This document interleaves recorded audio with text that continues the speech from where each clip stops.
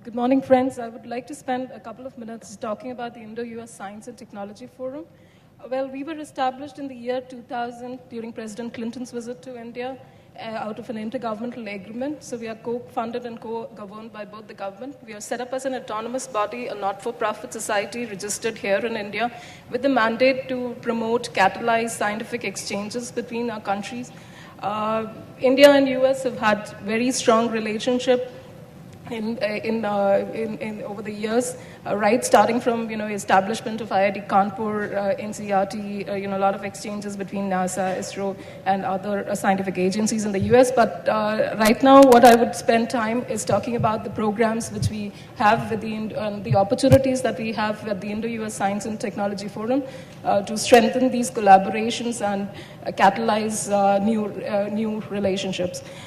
We've been supporting a lot of bilateral workshops. Over the last couple of years, we've supported around 300 bilateral workshops, which have brought across scientists from both the countries to discuss on thematic areas. These workshops have led into establishment of joint centers in areas of research. We also support virtual joint network centers. These are public, they could be R&D network centers where academic institutions from both the countries would participate, or it could also be public-private network centers where industry is a partner. So we are trying to connect academic institutions with industry through these network centers. We also have been working across these centers, workshops which I mentioned about. They could be, across scientific disciplines. We cut across institutions for these.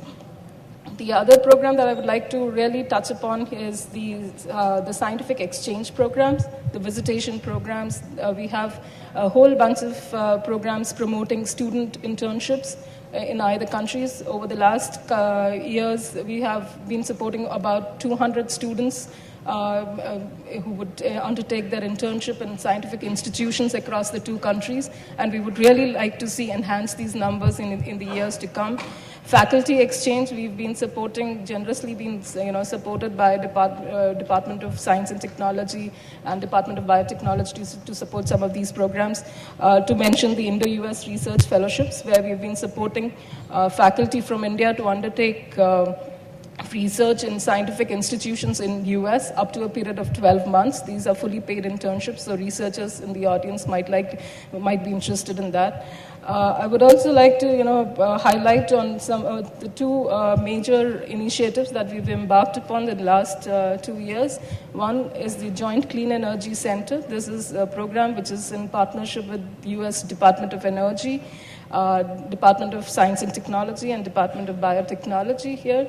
These are looking into promoting R&D projects in the field of second-generation biofuels, solar energy, and and energy efficiency of buildings. So we've been administering this program.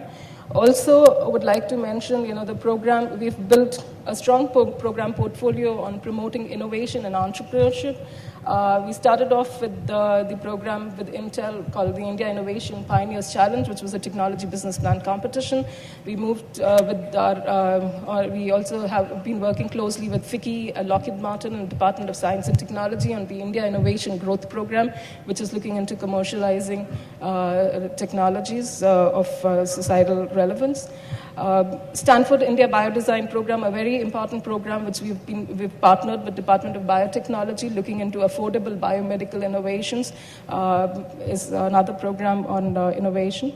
And not the least to mention about the recent program endowment, which has been created to promote innovation and entrepreneurship, which is called the US India Science and Technology Endowment Fund. This is a fund which has been exclusively created to promote innovation and entrepreneurship. We've been inviting call for proposals in two areas, which is called healthy individuals and empowering citizens.